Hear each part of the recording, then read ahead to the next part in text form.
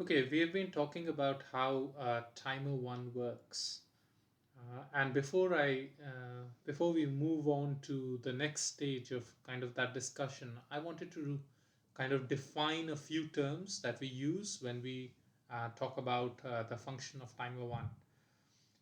Now, as we said before, timer one, the heart of timer one is basically a counter, and that counter counts from some number zero to depending on how many bits that timer is. So let's talk about timer 1, and so that would be 0 to 2 to the power 16 minus 1, which is 65,535. Okay, so it counts from 0 to 6,500 65,535. Okay, so in timer 1 language, 0 is called the bottom, right? Because it's the minimum value from which you can start counting upwards. And this 2 to the power 16 minus 1 is called the max, basically because it's the maximum value till which you can count. So any counter, if you start at the bottom, it would count up till it reaches max. Okay, so let's take for example a 3-bit counter. So in a 3-bit counter, the count would start at 000, and then you will have a count of 001, then you'll have 010, then 011, then you have 100, 101, 110, and 111, right? So this 000 is the bottom, right? And this 111, this is the maximum value, it's the max of your counter. Now what happens once you reach maximum? So what does a counter do?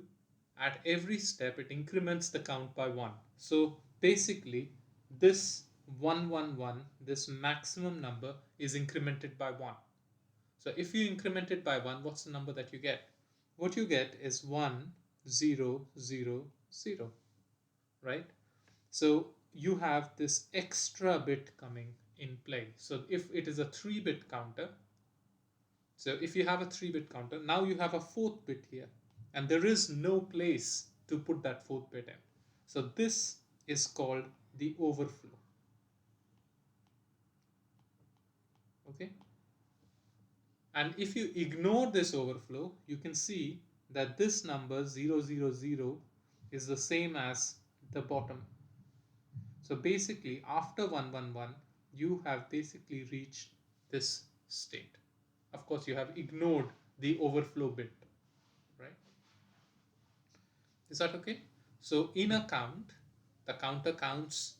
If you start from bottom, the counter counts up from bottom upwards, and when once it reaches max, the next step after max, you have the overflow, and you reach the bottom again.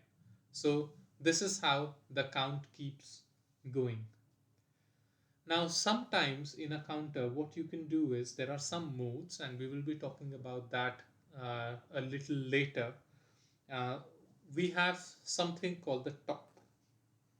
Okay, so we have been talking about bottom and max, and now we have the top. So, top is a value that you can set. Okay, so you can say, I want only to count till 100, and I'm setting this as the top. So then what the counter can do is it counts from bottom, goes till the top, and then returns back to the bottom. Okay, so it's counting from bottom to the top. And there are ways or mechanisms in the counter to be able to do this. So you can set a value of the top, and then you can say, okay, start the counter from the beginning, and it counts till the top, and then it comes back. And what that does is that enables you to control the number of counts that you have, right? So we had talked about previously that you can you can measure times in a microcontroller by using two things, n and t, right? And this n, one way to control this n would be to set a top. So you start from the bottom and you go till the top, and you can, so in this case it will be 1, 2, 3, 4 steps. So n will be equal to 4.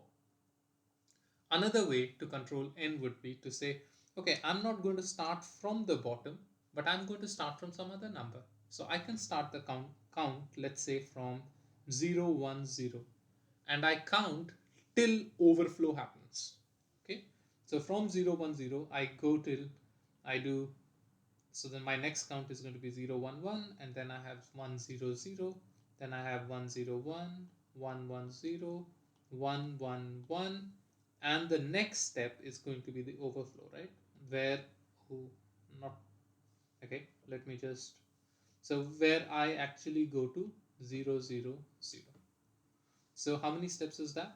So that is 1, 2, 3, 4, 5, and one step here, 6. So 6 steps. So I'm counting 6, n equal to 6. So either way, so you can count from the bottom till the top, okay, or you can count the from some starting value till the overflow.